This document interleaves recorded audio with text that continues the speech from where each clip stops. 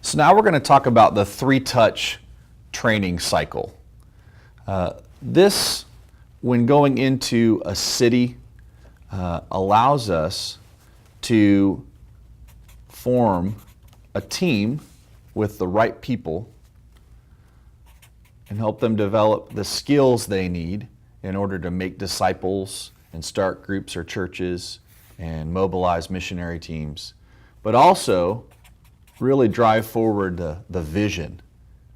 And so we found that in the North American and the Latin American context, that 3 touches or 3 exposures to any form of training is important.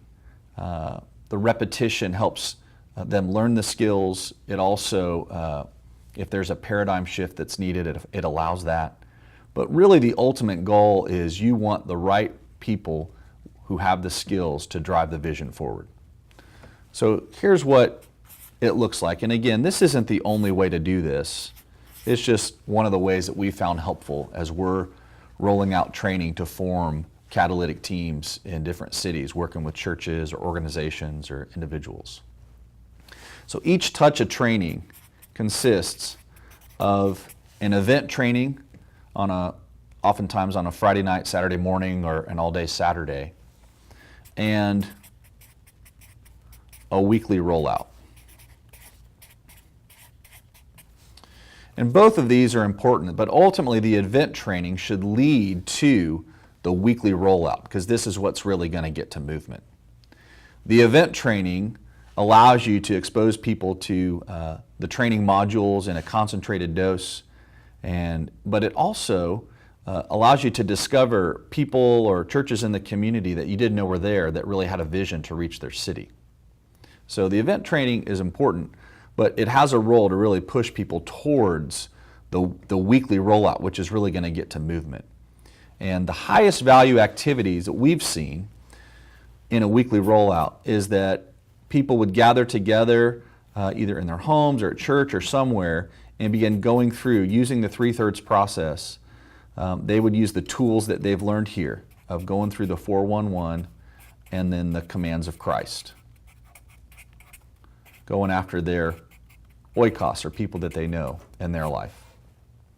And another activity, a weekly activity that gives people reps of sharing the gospel but also gets them out in the harvest, is to go out in the harvest and engage people through prayer and sharing the gospel.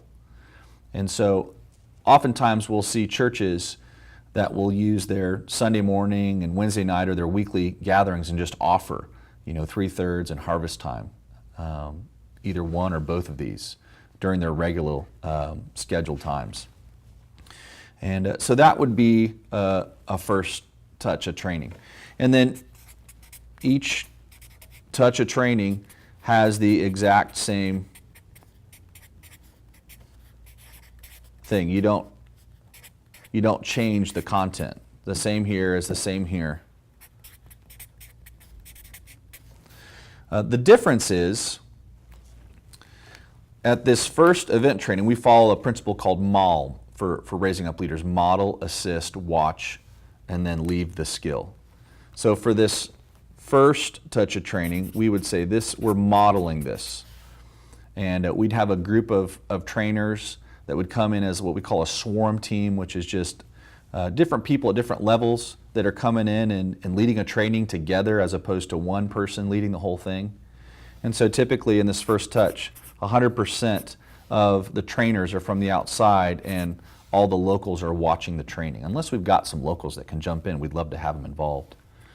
So they'll model the training, and then the weekly rollout will take place over a 2 to 3 month period. And then we would come back, and then the second touch would be an assist. So 50% or more of the trainers for the second touch will be locals who attended this first training and especially participated in the weekly rollout. So now we're raising up local trainers. And then they would, again, continue with the weekly rollout of 3/3 and harvest time, and 2 to 3 months later, we'd come back, but this time the training would be a watch where the outside trainers are watching and the locals are leading 100% of the training. And so what we've done is this whole process has allowed us to identify the right people. It forms the local team, or in some cases we'll have multiple churches represented, and when we come back for the second time, we want each of those locations to host their own training. So each church or organization or network can raise up their own teams with their own DNA. And what this allows is a network of teams in the city that have the freedom to customize it around their own DNA, but then have the common vision they're going after as a city. So it becomes a network of teams. We've seen that happen in a number of places. But ultimately, this process helps us identify the right people and leaders to form the team that have the skills they need to make disciples, to start groups or churches, and to mobilize teams. And often, one or more generals or leaders will emerge. So then once you've got that team, we would tell them for 3 to 6 months, they want to really clarify their vision and set some God-sized goals in 2 areas. It's the same that they've learned here. How many people can they train? Try to get them into 3/3 groups to learn the 411 and the commands. And gospeling goals. How many people or homes can they engage with the gospel? And just to go hard after putting into practice what they learned for 3 to 6 months. And then we would come back with what we called a 4 fields intensive training. And this really builds on the skills and specifically adds a lot more of the biblical principles where we're digging into the Gospels and Acts and the epistles to see, because they're going to see here, they get the practicals of how to do this, and here we're going to drill down with the biblical principles so they can see that this is biblical. We want them to become biblicists, not pragmatists.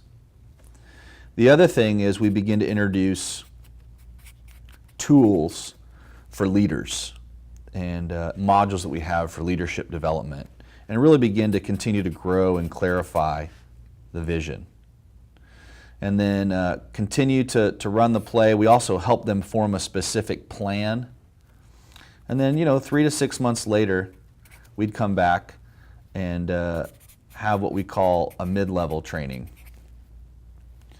And the mid-level training is where we are helping them identify problem-solving skills using a tool we call Iron on Iron, and working with their generational maps to diagnose health.